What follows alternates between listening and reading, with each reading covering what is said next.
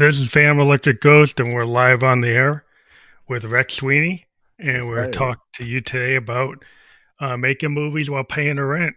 Yes, sir, man. It's a heck of a grind, man. Yeah, like making movies or paying the rent, the dual life of a working class filmmaker. So, welcome to the Phantom Electric Ghost podcast. How you doing tonight? Oh, man, I'm feeling good, man. I'm thriving. It's a beautiful day. I've got a DJ set in a little bit, and we just got accepted into another film festival. So it's an active day. Well, yeah. So you're a musician too, because I'm here with all my synths. Oh, nice, bro. I'm Simp, dude. yeah, I'm a synth guy. I got my Roland, I got Junos and Moogs and Eurorack. Yo, So I'm an old school kind of hey, I synthesis respect it. keyboard. That's a different level of just tedious like working, man. Something Yeah. is fun, Yeah, bro. my heroes are like, like Rick Wakeman, Stevie Banger, Wonder, that type of classic. stuff. Yeah, that stuff. But otherwise, like it's cool. You're a creative person. You do filmmaking, and that's a cool place to be. Absolutely, yeah. And like, well, I love to talk to artists. They're like, independent artists. And so, what Mhm. made you want to do what you do? Oh, man, it's a long story, but, to start, man, when I was in high school all the way till I graduated college, I was just a rapper. That was my only goal, was just to be a famous rapper, Hmm. and, throughout that process of being a musician myself, I found a lot more fun in music videos and, album rollouts, and all the stuff that comes after the song was the funner Yeah, part yeah. for me. You found out you had to done another level of discipline. Exactly, yeah, so it was, yeah, so that was kinda like the start of the hill, and then as I got to meet more and more different creatives, either musicians or filmmakers or music video directors. I got in where I fit in, and I found a really cool role as a producer. um and that's kind of like where I thrive. Producing is fun. that's Is that that's you my started on music videos first or Yes, short sir. film? Or Yeah. So my first music video I shot in like 2013, and then I did probably about 12 more with various directors, but I ended up developing a really good relationship with my friend Josh, who mhm. is the director of our feature film. Oh, And awesome. yeah, man. Yeah, it's never a linear path, man, I swear. That's But interesting 'cause I remember back in the day when MTV was actually doing music videos, there were some music film directors that got into film. oh They yeah, actually started doing film.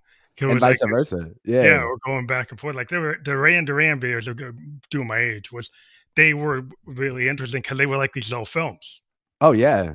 And that was like, "Oh, you could do that because when you first saw the first MTV videos, they weren't that. They It's they were yeah. they were like, "Okay, Like let's see how cheap we can do it."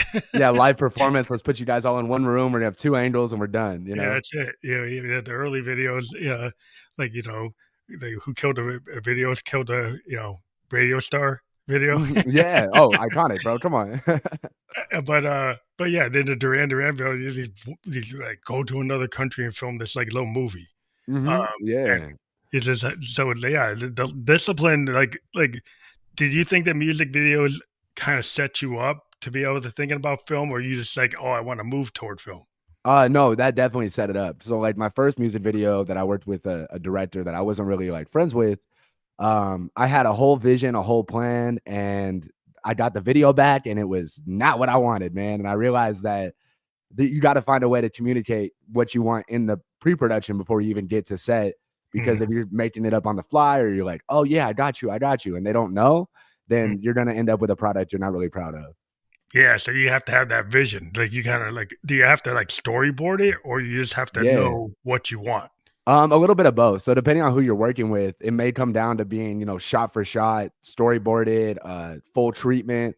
The more you work with someone, they kind of get on the same wave as you, and you're like, oh, yo, we could do this shot like that movie, or like we could do it like this, or You what if have a I good came like, around and you're talking the same language with, like, everybody, right? Because it's a team thing, you gotta deal with the lighting, Mhm. with the camera guys, with all the different people who are involved, the sound guys, like everybody's like it's like a team thing. Like Hands if you're down, a musician, you have a band. It's like a team sport. Like if it's hands all down. 4 piece, 5 piece band. I've talked to film directors and say, hey, my whole crew, it's like a team. Like when it's clicking, then you know you got it. When And it's not that's clicking, then you know you got problems. then it's a mess. Yeah, someone's got to save the day, man. Yeah, that's kind of the beauty of film. I always like I've done like all levels of content creation, from music videos to viral TikToks to I've had my own late night show for a while, and I feel like film is really like the last bastion of like great content creation. That's like the last thing that you can't do on your own, and like the last thing that people will respect as a remarkable piece of product, whether or not it's Form. good or But the bad. form well, the form to me is like I go back, my love for film go back to, like, Orson Welles' Citizen Kane. Oh, Yeah, banger. Yeah, and, come on. then he was asked, like they asked him, like, "Why is it like this?" Is, "Why I didn't know what you couldn't do with the camera." Exactly. There's no Right? rules, you I know? didn't know that you couldn't do, like, that fade that he Mhm. kinda invented, like, there's and the different angles, because he's like, "Wow, I didn't know you couldn't do that, so I did it." So Yeah. Let's shoot through the floor, you know? It's gonna look yeah. cool, you know? Yeah, there's Like all these ideas, like, if sometimes if you come from maybe not going to film school, mhm. then like in musicians, like if somebody like a guitar player who approaches the synthesizer, Exactly. Like a Pete Townsend. Mhm. Pete Townsend is one of the greatest synthesizer, like, players ever, That's because he incredible, yeah. approached it from a different way than, like, than Keith Emerson, right? Exactly. Because he's a Yeah. guitar player, so when he looked at a synthesizer, he said, "Well, what can I do?" Right? We Mhm. kinda come at it from a different instrument, right? So, Miles Davis, when he approaches, like, piano, that's not his main instrument, but he approaches it in a different way. And so, Exactly. it's like when you have these things that come from different areas, you can bring in, like, a lot of cross-genre, cross-disciplinary things. Mhm. Do you find that does that work for you? You think Absolutely, yeah. No, it's really fun working with our team because we got, so the people that we worked with on First Friday, most of the creators involved are we're part of a collective that was, very frequent in the Las Vegas Arts District, and we covered bands. So most of our early work was just filming live performances. live The bands? yeah, the late night show we did was all based on music and stuff like that. So, having, the freedom and, like, the there's no rules with it, so it was never like, "Oh, we have to get, this shot on this side of, like, this sort Yeah, of it's lens," or anything like more like that. in the present moment, capture the moment. Exactly, yeah, and then, like, moving towards, like, the feature film, like, no one said we could do it for 30,000. I mean, we shot the entire film in 7 days for $30,000, which if you talk to a film student, they'd be Yeah, like, how "That can movie's you do gonna." that? Is that Yeah, because you're exactly. using, like, modern tech, that Yeah. it's not as expensive as the old? Because I know everything's, like, digital, no one's using, like, real film. Yeah, no, exactly. So we shot on a red camera, which is a red Komodo, which is basically the highest level of prosumer out there right now, but it's still within the reach of affordability for a lot of filmmakers. So that was a really crucial aspect, and we had two of them on set. Our cinematographer had one, and our director had one. So it turned into like, hey, we need B-roll. Go run around and go get that real quick. Or we had our first AC run around and did shots of stuff that we couldn't do in the time with the acting and everything like that going on in the background.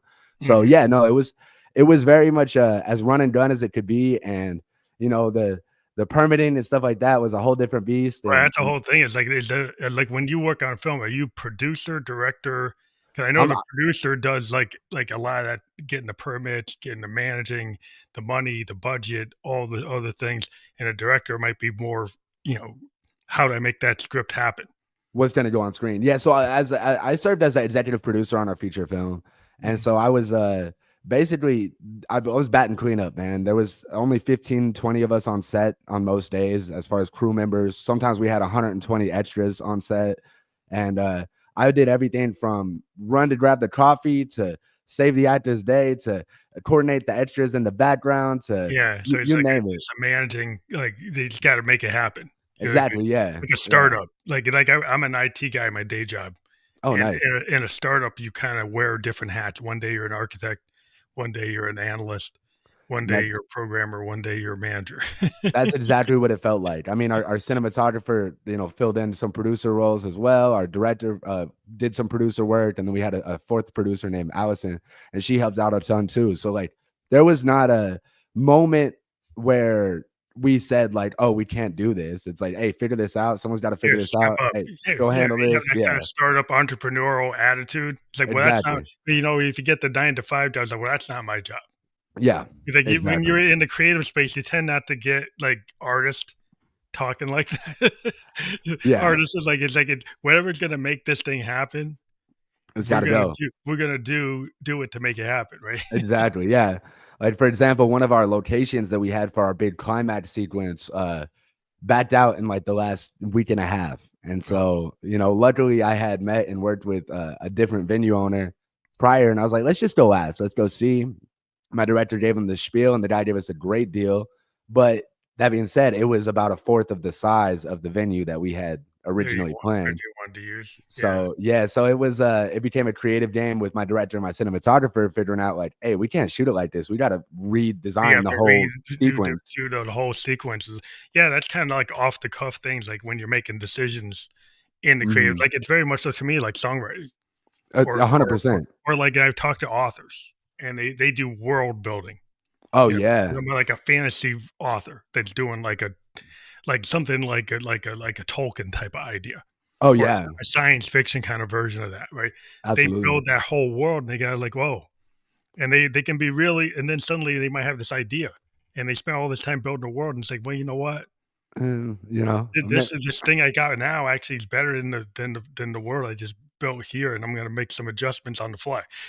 It's yeah, no, it's that you encounter that all the time in script writing. Like I do a lot of script doctoring for my friends, and like I'll be like, hey man, like the first page he says he hates broccoli, and now he's over here eating a page of like a whole plate of broccoli. What's going on here? What's Like, going on? is this internal anguish, or like is Yeah, this what is just a going on? yeah. Yeah, it's like the idea, like, even in music, like that modal jazz or fusion is the willingness to kind of do that improvisational structure that kinda Mhm. goes off that maybe dissonance or discordance and come back to a harmony. And timing changes, key changes, and it can be, like, all over the map. Mhm. Like, something like if you listen to, like, Bitches Brew, like, Davis, it's like, it's just all over the Yo. map. It's like it's just going like, Sun Ra stuff, it's, like, going into dissonance and coming back, going to different keys. So if you have, like, that it's just going off, "Oh, it's this total collision." Mhm. But then you have this, like, you gotta ground it. Like, so you're looking for, like, in your story, like, you're looking for, like, what's the hook, right? Yeah, exactly. What's Yeah. actually gonna keep people from walking out? What's gonna get people into it? What's people make it wanna come in, right, and Oh, stay in? yeah. I mean, we dealt with that a ton in the edit because I mean, we only had so much footage, but it's like, "Hey, this scene doesn't feel fast enough," or "This scene feels too long," or "Why does he talk about this for this long?" Are we gonna lose them here before they even get to the cool part? It's like, that's a big part of just the whole process. I mean, you're making something you're proud of, but you're also making something that you'd wanna watch over and over, or And when listen you're to, or filmmaking, also, like, sometimes you're not sequentially filming the scenes in the order that they occur, right? Sometimes absolutely not. you're Yeah, we were recording things, all over the timeline, right? Oh, yeah, we have a great story about that. So we shot according to our location schedule. So luckily we got all the locations we needed, but we only had, this location on this day, this location on this day, and this happens at the start of the story, and this happens at the end of the story, whatever. And there was a sequence that we shot on day 2 where uh a couple comes into the house, fighting, and they're, fully dressed. He's got like his jacket on, he's got all this stuff. But 3, 4 days later, we shot the sequence, and he leaves the sequence without his flannel on and without his shoes on. And so it turned into, okay, we got to go add this extra shot to explain how he gets his Yeah, shirt you back, gotta make it make sense. So it is in the editing, like, sometimes, like, do you end up, like, in the editing room and say, "Hey, something's out of the it's not actually in the continuum, it's, like, out of sync, and we gotta go back and fix it." Yeah, no, 100%. We ended up doing 2 days of pickup shoots, which was the most skeleton crew I've ever worked with, bro. There was probably 5 of us besides the actors, and that was our wardrobe, our director, our DP, and 2 producers, and Does it that was just happen, like, pre-editing or happen, like, post-editing?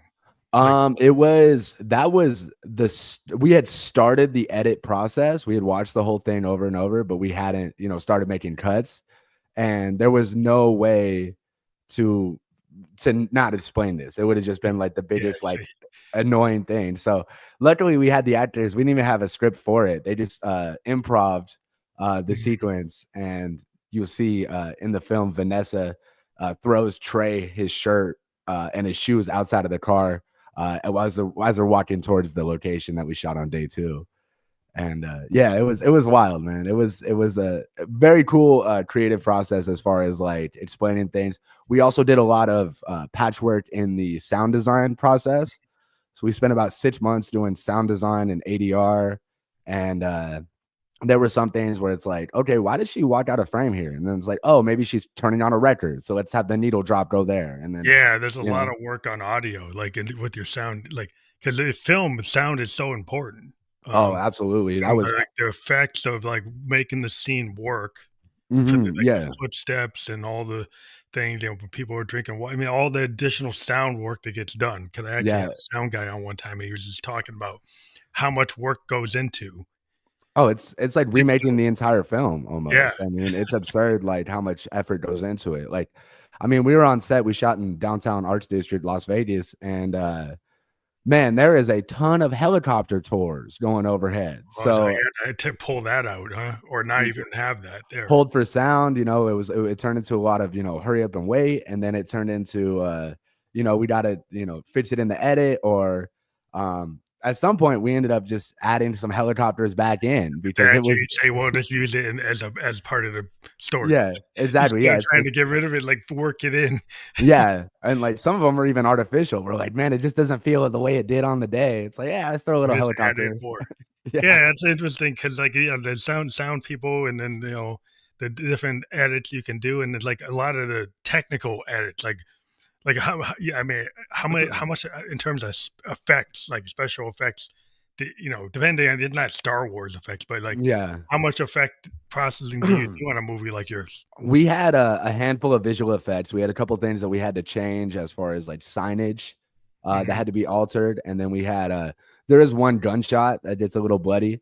So that one was, of course, we didn't use fake blood on the day, so that turned into a whole thing where we had to have someone go in and rotoscope and, add this blood mat behind them, and then we had a bunch of muzzle flashes and stuff Oh, like wow. that. So there was I would say overall probably about 12 VFX shots, which isn't that much for something like us. Like, um, That's you know, cool. yeah, typically, I mean, you would Avatar, every single shot is VFX Oh, or yeah. Yeah, the some of new these sci-fi movies, is just the whole thing's like or the biopic with the monkey, A yeah, Better that thing Man or something like yeah, that. Better Yeah, Man, that thing's all awesome. that's top to bottom, so The that's whole thing. it's incredible, but that's where budget comes in, man. And like if we had the opportunity, we probably would have went a little bit crazier with VFX just because it's expensive. But Well, we made it story is to me is like I've always been like, "Oh, like, I don't have to have all the bells and whistles if you can tell a story." absolutely. I mean, there's an old story about there's a story about this play in London in like 1920, and they went balls to the wall. They got all the coolest smoke, fire. They got magicians. They're doing the ghost effect and stuff like that, and it didn't sell at all because everyone was down the street watching this incredible story where you could see the wires, but they're flying and stuff like that. And it was Peter Pan, and People, I'd it's rather see that. yeah, it's an incredible Yeah, it well, was sometimes good less is reminder. more. Less Yeah. is more sometimes, like, if you have a really good story and you have really Hmm. and actors can really carry it through. Yeah.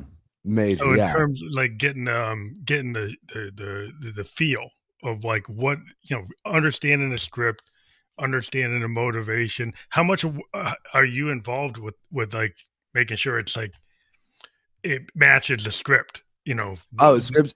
So script supervision is actually an incredibly important role on a film set. Unfortunately, we didn't have a script supervisor because we couldn't pay one.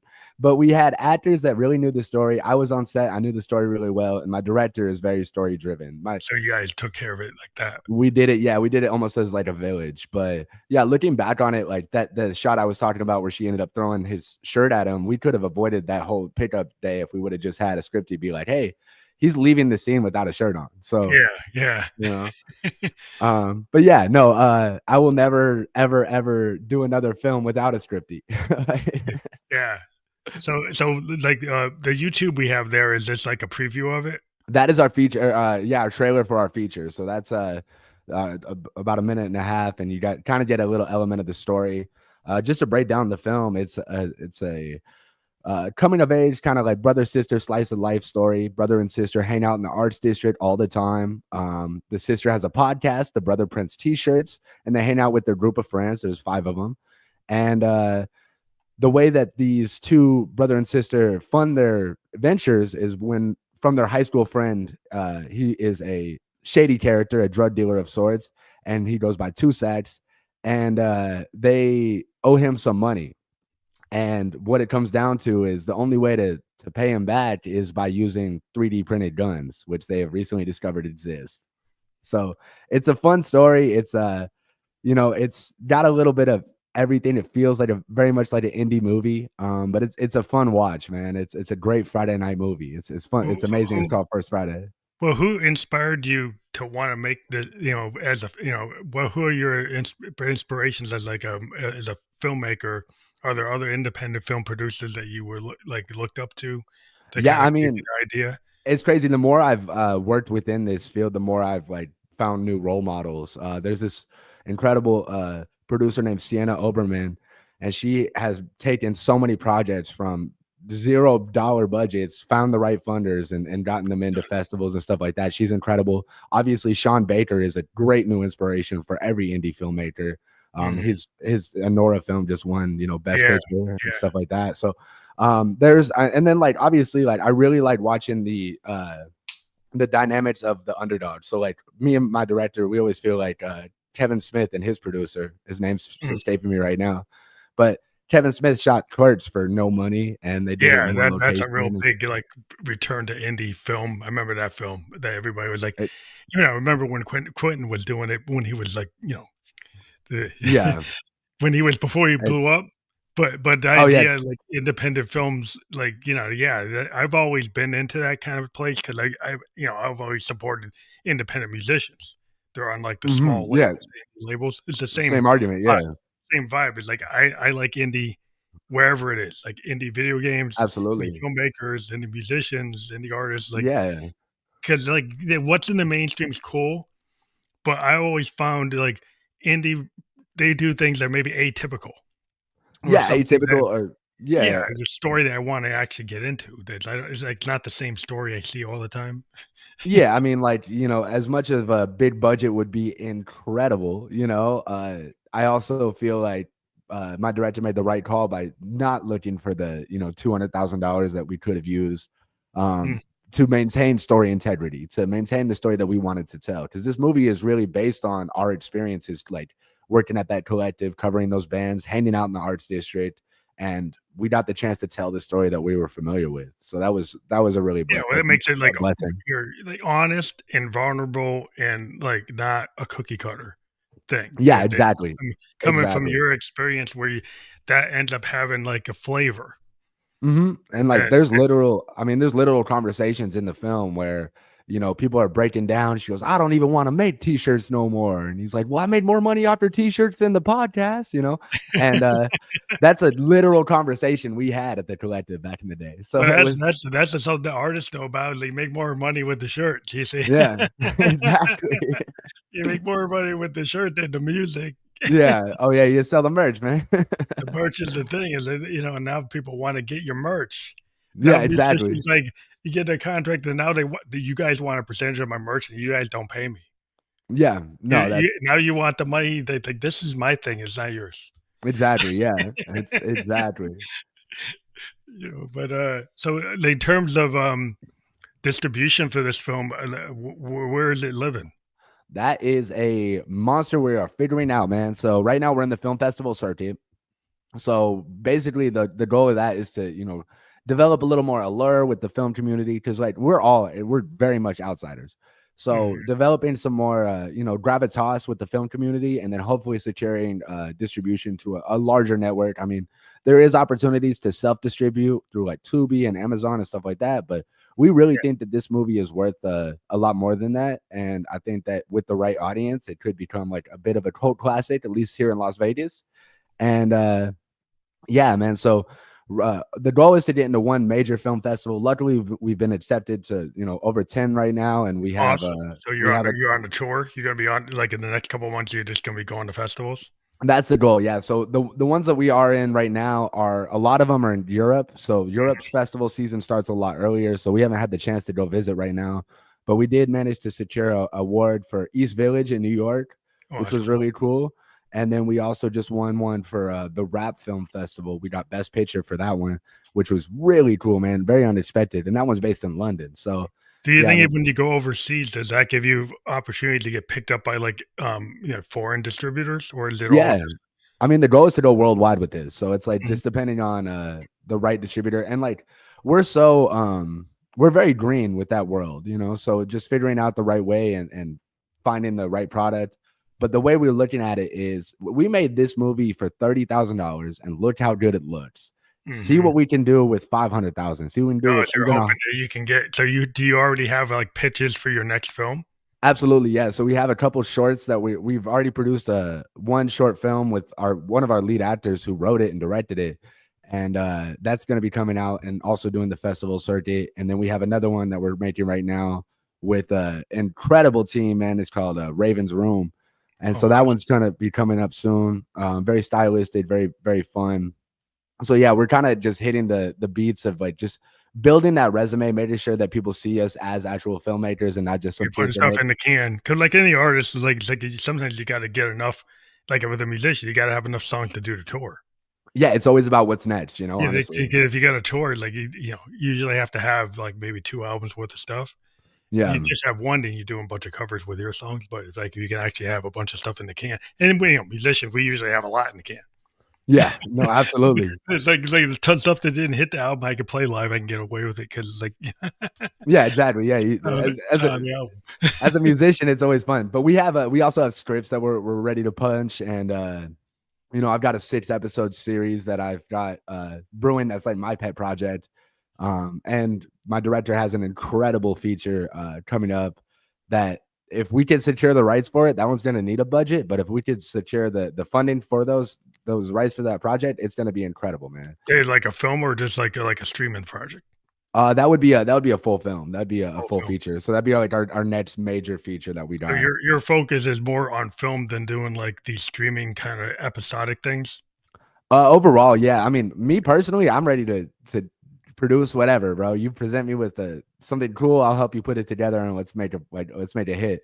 But as far as my director is concerned, yeah, Josh is pretty much locked in on just feature films. He's Feature trying to win films. Oscars, and Mhm. I'm all on board for that, man. I'm ready Yeah, to well, go. that's a cool place to be because it's all like, to me, it's like I wanna see what's coming from, like, the underground, what comes from the independent voices, because I Yeah. think that's the, like, for me as an artist, that's what makes me that's what gets me excited is when you see a new, like, film company or new production company or new, independent record label that's putting out cool stuff. Like I grew up in the day back in the day of like Sub Pop, Oh, nice. Yo. IRS records, and people being on these, like, I love bands like Hooska Doo Oh, yo. and the Replacements, and these bands were all on Sub Pop and Hmm. They being went, on these different SST label, like, yo. yeah, because that's where, like, oh yeah, I used to buy everything on SST, like Oh, everything wow. on Sub Pop because, like, Yo. even before Nirvana Blue, I was like, these guys are this label's cool because it's got this cool vibe. It's Yeah, just absolutely. Yeah, like yeah, any, and you never know what you're gonna get with it with an indie project. I mean, I've seen so many indie features that end with a question mark, and so many indie features that end, you know, have me standing up and clapping or crying or whatever. But it's like I feel like it just hits so much harder when you're not expecting yeah. a Well, it's big not the studio. formula because everybody just Yeah, wants to remake like an old movie or take a known concept and keep on running it to death. exactly, So, exactly. Yeah, how it's many like times am I gonna see Dracula? How many times am I gonna see The Mummy? yeah, How many times am I gonna see this known property? You're gonna keep on bringing them back and bring back Indiana Jones is back or or this is back. playing the same beats. You know, how many Yeah, John Wick movies can there be? You know, or how yeah, many it's like similar to John Wick movies can there be? You know. yeah, it's like, why? It's like, I want like, why can't we see, like, a 2001 type of space movie? Yeah, honestly, Yeah, yeah. There's that's not the typical space opera, Yeah, it's that like a film is rare thing. loaded with question marks, man. Yeah, That is and yeah. I think it was like Kubrick, it's like, Yeah, "Here, you get this thing." It's like, wow, and yeah. people were like, "Oh, no, I'm gonna do a space opera." It's like, "Well, how many Mhm. space operas do we have? Exactly, Do yeah. something else." But, yeah, it's if it comes from this di like, I spent a lot of time in Japan, Oh, and I nice. was really into anime and manga, and I also, like, I was watching, like, a lot of, like, Korean and, Taiwanese and, Chinese theater, like John Woo movies, Jackie Chan movies. Oh, yeah. Yeah, like, back before they were big. Mhm. I was actually into Jackie Chan before he blew up. Like, Oh, wow. I was watching, like, Project A, I was Wow. watching all these things, like, the ones that nobody really knew. Yeah. And now You they're know, cold that's classics, man. yeah, everybody's into that, but it's like, yeah, it was before it was like people were into it. It's like, I was into it. It's like, "Why are you watching this Project A thing? This is corny." It's like, then suddenly he blew up. It's like, "Oh, now he's not corny, right?" Yeah, exactly. Now it's the coolest thing ever. Yeah. It's just cool to be in that spot where you're actually, you have something. Then you're like, Mhm. "Well, we're gonna find something else," but, once it blows up, they go like, "Well, I gotta find something cool again." But, yeah, it's just something, like, about that underground vibe. I was Yeah. always into the Velvet Underground. Oh, You know, major, I was yeah. it was into, like, Big Star, like Alex Chilton, Big Star, stuff that Right, people, yeah. like, don't listen to, Yeah, except not other necessarily, artists. yeah. You Yeah. see other producers, like, yeah, yeah, I know Alex Chilton, I know Lou Reed, I know the Velvets, like, tons of producers know it, but the fans don't know it, but the Oh, producers yeah. I think it's so much cooler to be your favorite artist than to be everyone's favorite artist, you know? yeah, yeah, I mean, you wanna be able to live, you wanna be able to Mhm. survive, but you wanna do something that you feel is like, "This is authentic from the heart, my vision, I'm not phoning it in," right? This is Yeah. something it's a passion project, right?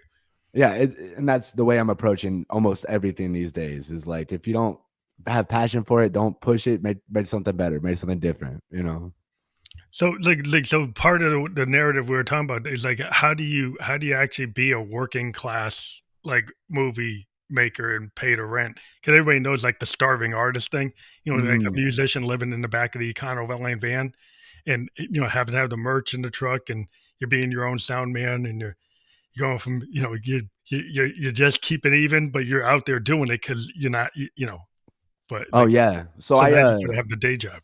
I I had a big epiphany, back in 2022, essentially. I was in a crazy accident. I had to learn how to walk again. So I spent about 6 months tied up in bed, and the whole time I'm just sitting there like, "Man, I do not like the life I have right now." So I decided from there I was only gonna do jobs that were fun and were skill based on things that I already did. So, I was a rapper, a journalist, a host. I had done all these things, basically for free for about 3 years and, rapping longer, obviously. But I realized I had this skill set, and I was like, "Wait, these are actually pretty lucrative professions." So I went and did a little bit of everything. I was a TikTok viral actor for a while. I Then I picked up DJing, and DJing is probably like the most lucrative. So my goal was just to find a job that paid the most, that gave me the most free time possible, so I could create things I liked. But you made sure it's something that you were, like, not, just, like, kinda not Oh, excited about. phoning it in. Yeah, no, exactly. And like, I mean, there's very few jobs that I've had in the past that like I absolutely hated. Most of the time, I'll bail on a job if I don't like it. Mhm. But my goal was just to have something. Yeah, I'm gonna have fun at work, and I'm gonna make money really fast, and I'm gonna have a lot of free time, and I'm gonna make my own schedule. And those were like the biggest kind of key components into being in this Yeah, position being able to be now. free enough Yeah, to be able to actually do it. I've exactly. always Yeah, yeah, it's always trying to, have the balance in your day gig versus your oh yeah, passion project. Can your yeah, day gig be something that's not mind numbing, that yeah. actually Something. can pay for my moog? Yeah, stimulating. Yeah, exactly. Yeah, Pay for my role in Juno, can it yeah, pay for my amps? Can it pay for my soundboard? Can it exactly. pay for all Yeah. my stuff? It's like and then it, like, give me enough time that I can actually do it. Mhm. That's the balance, like, every kinda artist is like, if you can't just be the starving artist or you can't be, like, the artist with the big, money big deep pockets, Mhm. or somebody Yeah. gives you the deep pocket. Hey, man, it would be amazing to have a rich uncle right now, but, Yeah, you that's know, always like the yeah, yeah.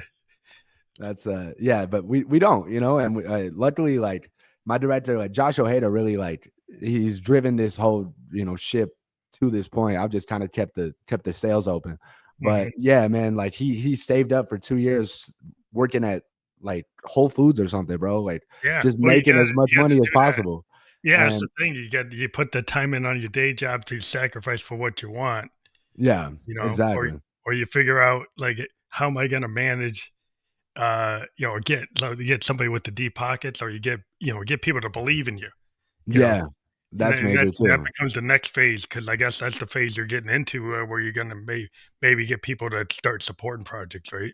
Oh, hands down. Yeah, no. So we're at a beautiful point, beautiful juncture right now where everyone around us believes in us. We know the city's got our back, and we know that we've managed to do a good job showcasing that. Like we did a sneak preview of the film back in November, and we had 500 people come through.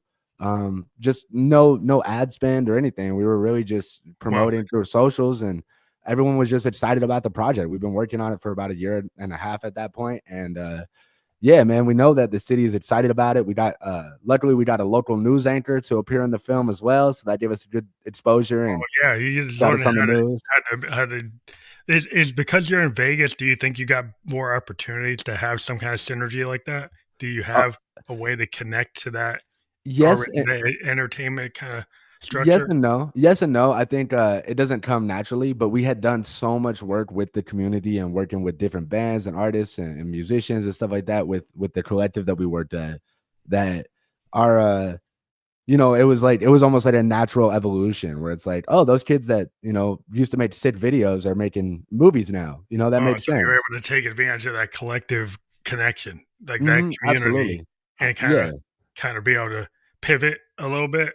Absolutely, yeah, and our network, I mean, my network was so strong, at the start of the project. It's still it's even stronger now, but the network that we were able to utilize was incredible. I mean, we got to do all of our sound design at 11th Street Records in downtown Mm. Vegas, which is, the same studio that the Killers recorded that one of their platinum albums at, so Yeah, it's that's like a cool thing to be able to do. That's like yeah, they should leverage some of the facilities, like dual use, like, yeah, I'm doing that right now with my my bedroom studio. I heck pivot yeah.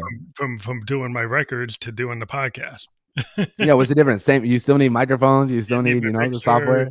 all the Yeah. stuff, so you use the same gear to do a similar thing, because it's like there's a synergy. It's like, "Oh, I don't have to invest in so many things," Yeah. because I I already mean have a bunch of stuff.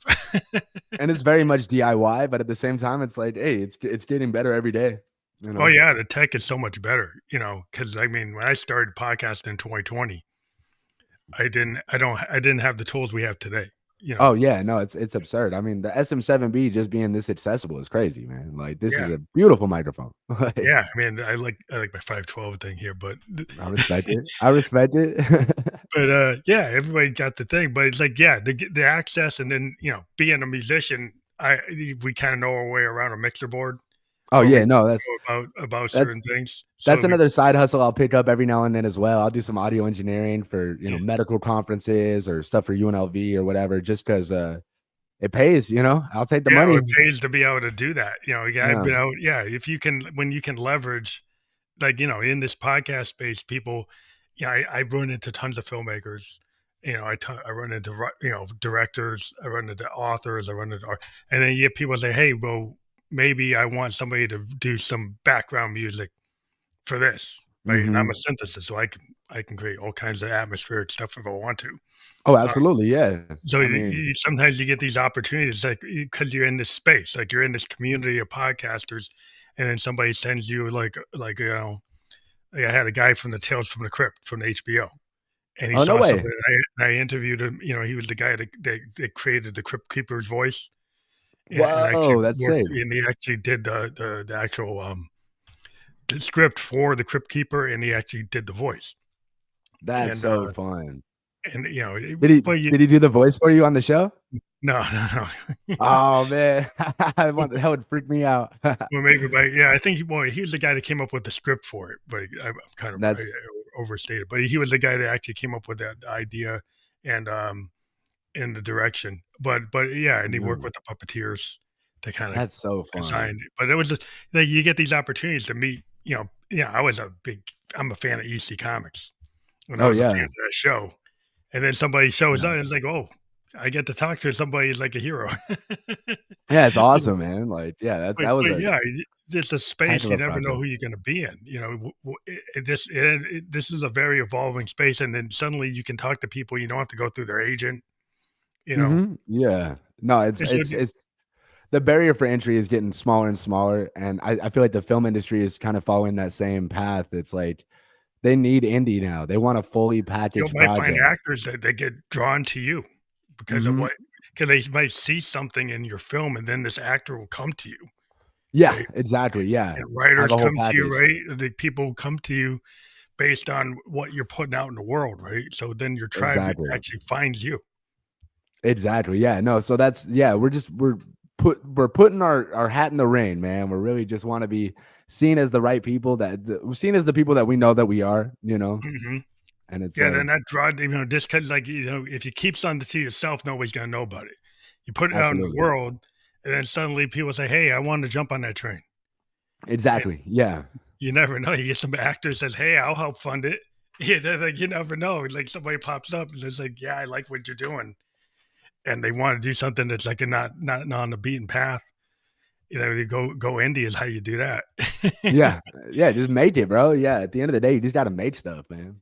Yeah, because that's if you want off the beaten path and you don't like what's out there, then you go create what you like. Exactly. That's what I remember about the punk aesthetic that I liked about the Ramones and the Clash and Who Could Do and the Replacements, you know, and all those bands is like they didn't like what was going on. It's like, well, I'm going to do I'm doing what I think I should be listening to, Yeah. No, and so exactly, they just yeah. make it happen. Yeah, and no, and that was yeah, we made a movie that we wanted to watch, that was the whole thing. We had so much fun doing sound design, being like, "Oh, yeah," like, stuff like it was just watching the movie over and over and over, like, it's Yeah, and because you know what you like in a movie, right? And you know, mhm, and then you're in then now you have the toolbox and you e have the crafting, ability to actually do exactly. it. And Yeah, so it's like that exactly. as a kid with the Lego set, Yeah, back when it wasn't a themed Lego set, it's just I can just do whatever I want. mhm, And yeah, now the no, kids today, I'm like, they got all these themed sets. It's like, what about just a set with the pieces so I can just do what I want?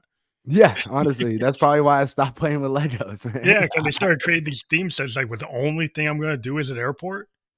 The Mhm, only thing I'm gonna do is a boat. Like, why don't you just give me a like when I got it, they used to have these sets that just had just random pieces, and mm, you could just do whatever you wanted. And then they started like getting rid of that, and I'm like, "What? Why? You're limiting people's imagination. You very force true. them into this one way."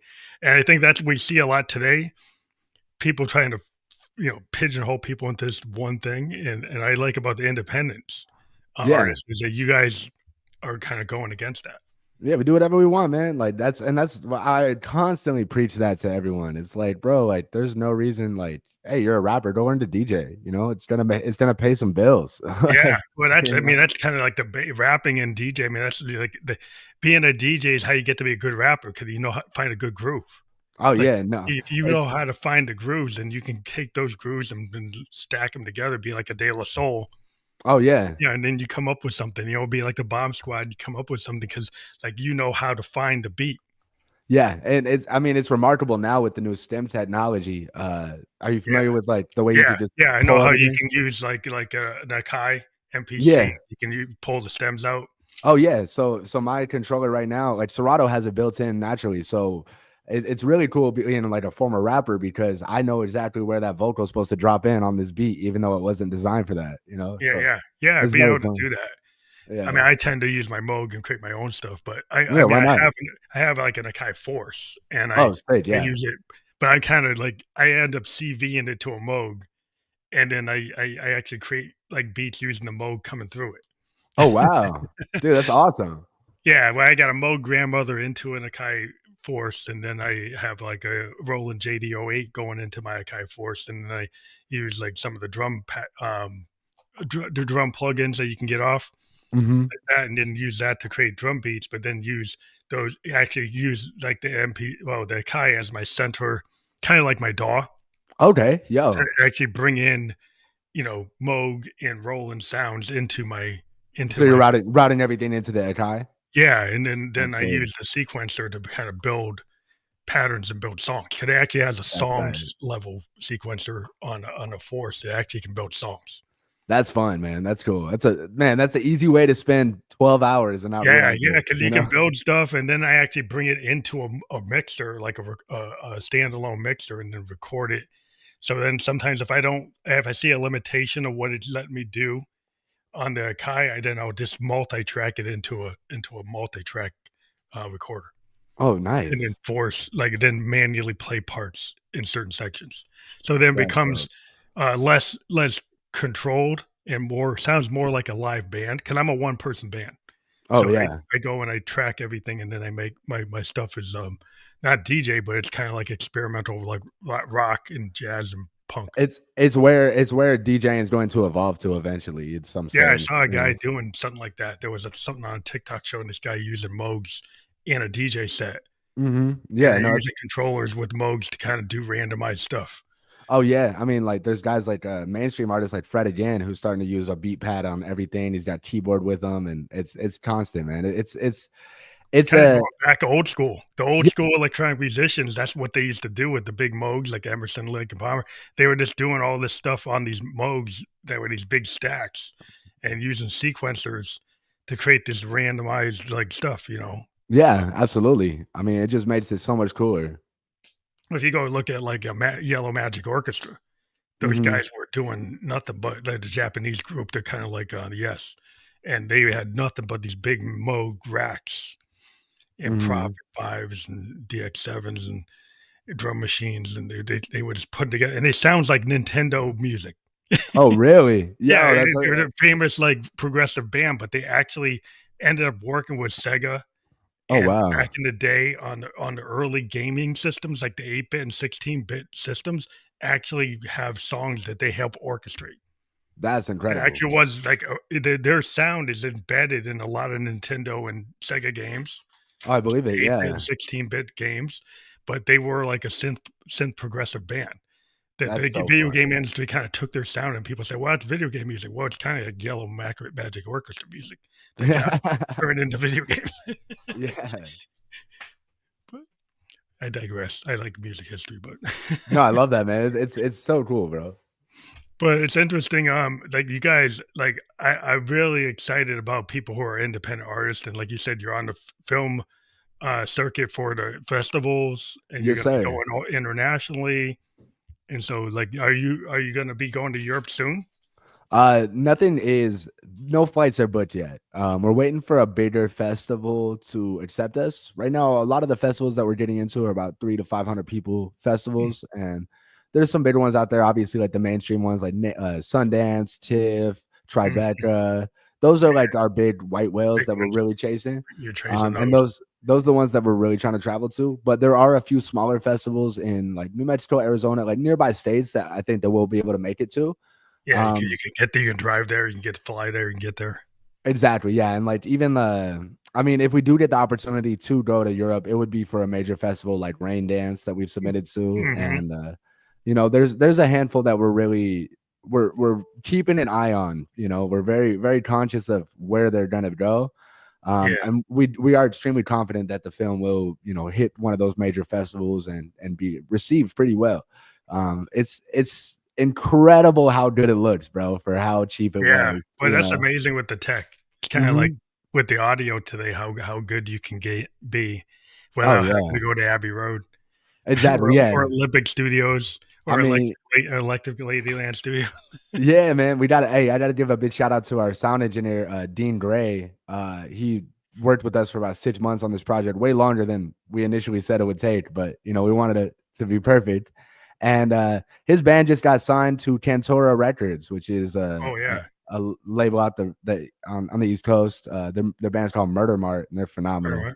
Awesome. I'll have to check that Yeah, out. Well, if man. they ever wanna come on the show and, like, push their record, I still interview bands. Oh, nice, That's yeah, like my no. first thing, like I said, back in 2016 when we started, all we did was interview independent, artists or, Yeah. No, emerging artists, and so I that's I huge. still I still interview bands. I just interviewed, like, the bass player from Zepparella, Oh, sick, dude, that's awesome. and she has her own band, Dead Nice. Groove Band, and they had a album with it that we just, interviewed, but we still interview musicians all the time. That's huge, yeah. No, like we got really blessed with everyone we worked with this whole time, man. Like if I were to shout out everyone, it would be a 20-minute podcast just to that. Yeah. Yeah. You said, like, your rap music, just to kinda seg to that, like, is your stuff what's your rap name? How are you Dude. out there in the Yeah, world? I used to rap as Roy L'Orange. It means King Orange in French. Mhm. And yeah, man, it's really Roy L'Orange. But yeah, man, I don't even know how to describe it. I was experimental, had a lot of fun with it. I rapped from the age of 14 till about 29, and I still have music. I still like record for me, but I'm not releasing right now. I don't think Is that's your my stuff primary. still out in the world? Is it Oh still out yeah, yeah, it's still out there. Yeah, Roy L'Orange is still on Spotify. Go stream. You know, I there? think I'll I have got to like check it out. 5 monthly listeners. um, but yeah, no, it was a fun run. I realized that rapping is a lot more expensive than it is lucrative, Oh, and yeah. It's hard uh, to get it out there with all the stuff, it's always the price of admission for musicians. oh Like, yeah, back in the absolutely. day, you gotta pay for your Fender. Now you gotta pay for your MPC or your Pro Logic or your app your Mac and Yeah. all the plugins and all the gear and the Mm, mics, and it's like, it's crazy. yeah, like, even though, like, you could get your Logic, you get your DAW, if you got the ideas and you got the voice, Mhm. you could put something together, you know what I Oh, mean? yeah, no, I'm very confident in my ability. I feel like technically I'm a really good rapper still to this day. But, yeah, no, I feel like it's almost like a credibility killer as well when I'm, talking to, financiers or people, it's like, Oh, "Hey, I'm trying to get rights for this movie, but, hey, I got a mixtape too." They're like, "What are no, you no, no, focused like, on?" you gotta kinda Yeah. stay in different lanes at different times. Yeah, it's like, what are you focused on right now? So Yeah, it's like, yeah. yeah, that's the fun part of it. But no, I genuinely do love just making content in general. Being a content creator of any value is incredible. But I feel like, yeah, film is like the last time that anyone's gonna be like, wow, I can't believe you made that, you know? Yeah, well, I think, like, once you know where you wanna be, like, you evolve, and Hmm. you can take everything you did as a musician and apply it to the film genre, 'cause there's some Absolutely. synergy there, especially when you're talking about the sound Yeah. engineering and stuff, and just having that musician's ear for it, uh, Yeah, absolutely. that can really, multidisciplinary, you gotta have the writer hat, you get the art director hat, Yeah. musician hat, film hat, there's a lot of hats. Yeah, As a exactly. producer, right? Exactly. You wear a Yeah. lot of hats, your manager hat, Yeah, being able to command a finance, crowd is yeah. effective when you have 100 extras on set, whether or not you're singing to them or not, you can catch their attention, you know? Yeah, just being able to know that you can actually manage things. You can manage Mhm. a budget, you can manage a work site, you can manage your assets, and Exactly. you actually get 'em that they listen to you, and and people, like, respect what you're doing, and they actually work as a team, being a team builder. Yeah, Absolutely, yeah, that's that's like a big major. thing, right? Like, the whole thing, I think, is like a band, is the idea, if everybody's in a team and they're all pulling instead of, like, all kind of falling apart. Mhm. Like, you And don't there's want you don't wanna be like the Eagles on the day they broke up. yeah, no, exactly. You wanna Nah, be like the man. Eagles when they're doing not the long run, you wanna do it when they were putting together Hotel California and they synced on that. Yeah, Mhm. that's the version you want. That's the moment, yeah, no, I mean, 7 days of shooting, there were for sure some days where it looked like it was gonna all fall apart, but luckily, my director and my producer team really, held it down, and we did a great job just white knuckling the bad parts and really smiling through the great ones, you know?